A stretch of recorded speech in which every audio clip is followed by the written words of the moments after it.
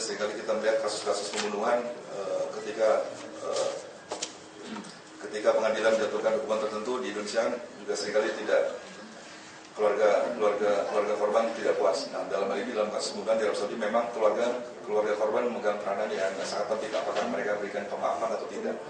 Dan pendekatannya bukan pendekatan yang mudah, kadang-kadang mereka sudah anti ketika kemudian perwakilan melakukan pendekatan. Tapi kita coba lakukan pendekatan, yang melakukan pendekatan bukan kita tapi ulama-ulama ataupun tokoh-tokoh masyarakat tempat untuk mendekati keluarga korban. Itu di Arab Saudi.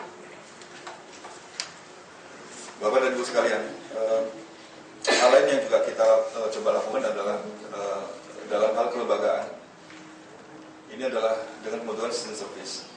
Citizen service memang banyak kritikan antaranya adalah seperti mungkin cuma masalah administrasi. Saya kira tidak, karena memang dalam hal kelembagaan semacam ini dulunya memang pelayanan yang bisa perwakilan itu sangat standar dan karena saya banyak keluhan-keluhan dari masyarakat seperti masalah birokrasi, kemudian juga masih tidak transparannya dan biaya-biaya mereka merasa dipungut. Dan oleh karena itu saya katakan tadi ya seperti teman-teman kita overstayer di luar negeri, mereka takut perwakilan. Nah untuk itulah hingga saat ini kita sudah punya lembaga service pelayanan terpadu di 24 perwakilan. Jadi dengan 24 kita baru 24 kita coba kembangkan yang lain. Artinya adalah bahwa perwakilan sudah memiliki pelayanan service itu setiap tahun kita monitor, kita evaluasi pelayanannya. Pelayanan macam-macam dari prosedurnya kita coba lihat, kemudian juga kita lihat kita juga tinjau tarif-tarif yang diberikan kepada masyarakat itu memadai atau tidak, itu kita pantau setiap hari. Jadi setiap saat, setiap tahun kita monitor ke perwakilan ini. Ya, tujuannya adalah apa? Bahwa supaya perwakilan semacam ini lebih kepada dalam pelayanan lebih kepada pro publik dengan dasar kepedulian dan keberpihakan. Artinya adalah bahwa harus memberikan pelayanan yang optimal kepada publik dan dalam hal ini juga dalam perlindungan juga lebih melakukan sistem ataupun pendekatan bahwa terjadi masalah yang menimpa warga kita lakukan pendekatan dengan cara kepedulian dan keberpihakan terhadap masalah yang mereka hadapi. Jadi ini kita baru buat. Nah, kenapa baru 24 perwakilan? Tadi bahwa penguatan kelembagaan juga bukan hal kemudian kita rubah karena memang terkait pada masalah anggaran. Jadi sekarang ini baru anggaran yang ada baru bisa untuk 24 perwakilan. Ya mudah-mudahan kita anggaran sendiri ya, Kemenlu sendiri, nggak ada join anggaran sama Naker atau BNP 2 TKI. Anggaran Kemlu Pak. Anggaran Kemlu ya. Naker punya anggaran sendiri. Jadi ini yang kita buat secara kelembagaan. Baru 24, tapi ya dari yang ada kita sudah punya dana yang cukup dan dana kita akan coba perbaiki. Jadi kalau Bapak dan Ibu ke perwakilan paling tidak ketika masyarakat datang itu ada ya ramah lah, tidak lagi kemudian mereka dicueki atau kemudian tidak ditanggapi. Karena hal semacam ini selalu kami katakan kepada teman-teman di perwakilan bahwa ini adalah sangat penting dan laporan-laporan semacam itu pasti kita tindak lanjuti.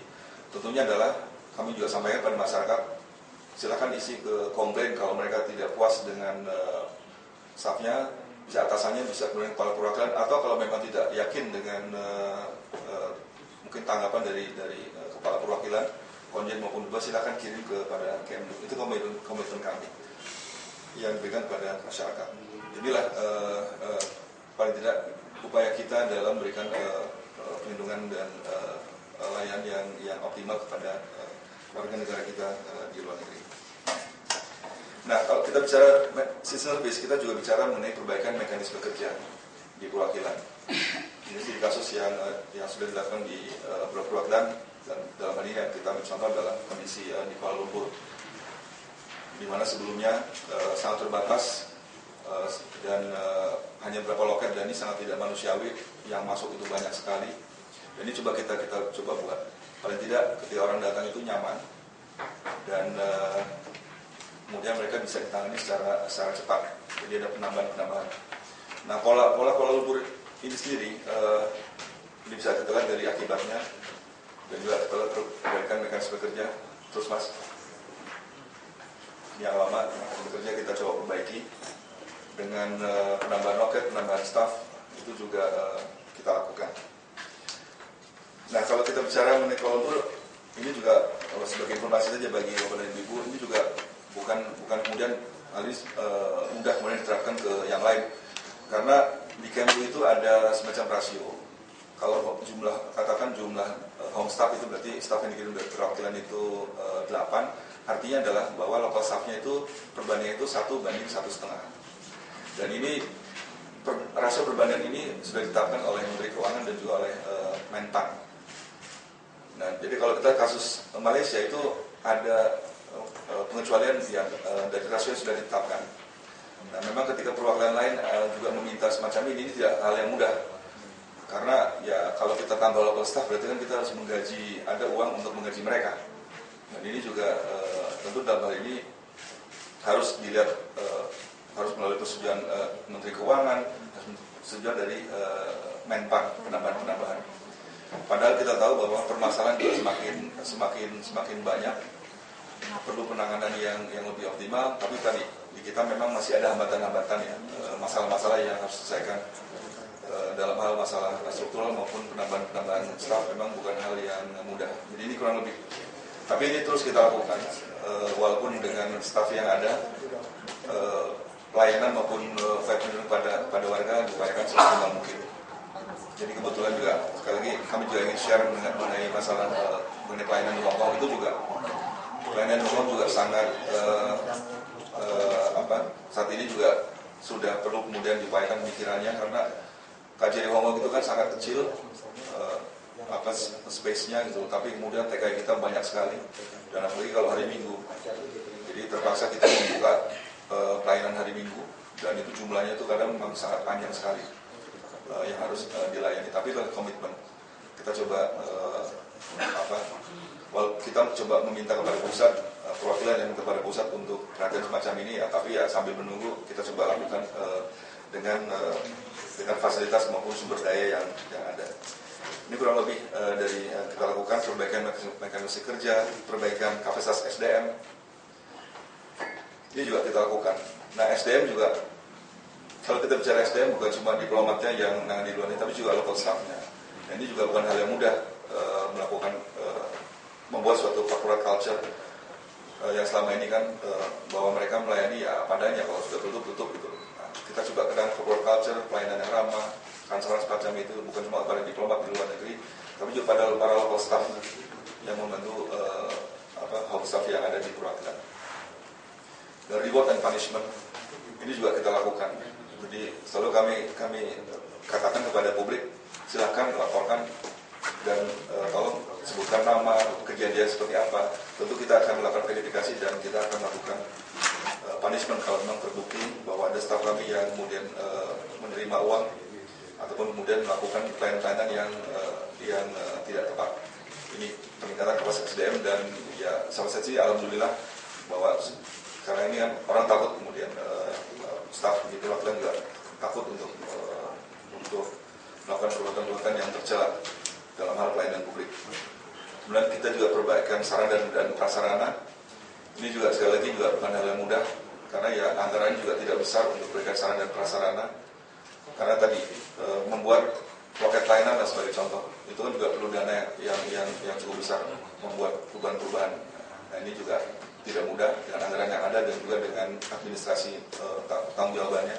Ini juga kita lakukan. Karena prinsipnya adalah masyarakat itu nyaman. Nyamannya seperti apa ya? Ya kita coba pada diri kita masuk ke tempat itu nyaman atau tidak. Itu fasilitasnya yang dilakukan. Bapak dan Ibu sekalian, pemerintah dalam hal ini Kementerian Luar Negeri juga dalam kaitan dengan pelindungan warga negara Indonesia di luar negeri, kami juga mencoba melakukan langkah-langkah strategis perlindungan melalui 3 klaster. Ini pencegahan, early detection, dan upaya perlindungan immediate response. Dan memang dalam hal ini implementasi dalam sistem semacam ini memang kemudian tidak kita katakan langsung berjalan, karena sekali lagi dalam langkah strategis yang kita lakukan tentu itu bukan cuma kemudian dilakukan oleh Kemlu, tapi juga dilakukan juga oleh kita bekerjasama dengan kementerian maupun instansi lain yang ada di Indonesia. Karena jelas tanpa kemudian koordinasi bantuan yang baik dari kementerian ataupun lembaga lain, mustahil kemudian apa yang dilakukan oleh Kemlu dalam hal ini bisa berjalan dengan baik.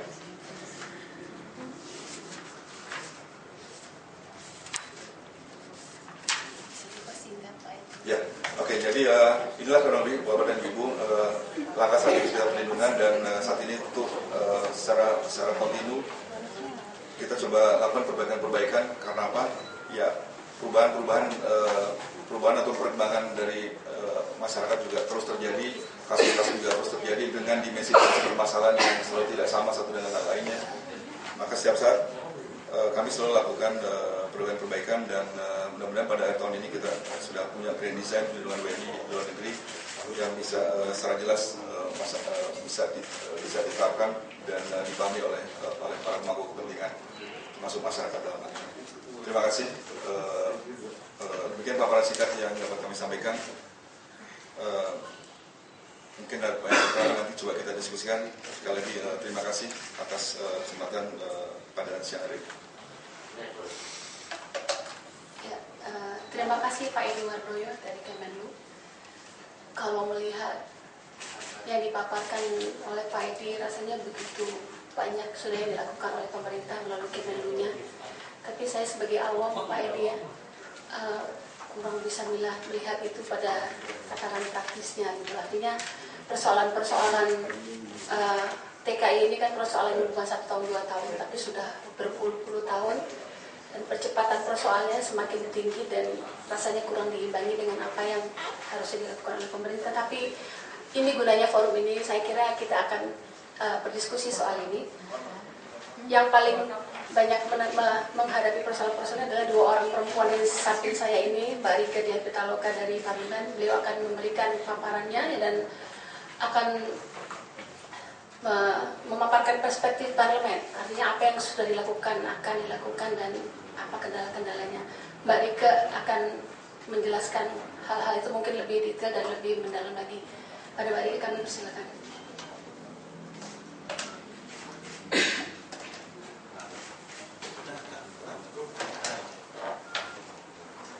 Bismillahirrahmanirrahim. Assalamualaikum warahmatullahi wabarakatuh. Salam sejahtera untuk kita semua. Om Swastiastu, merdeka. Merdeka. Karena di Media Institute ya, sudah seharusnya kita menyampaikan salam perjuangan supaya benar-benar merdeka.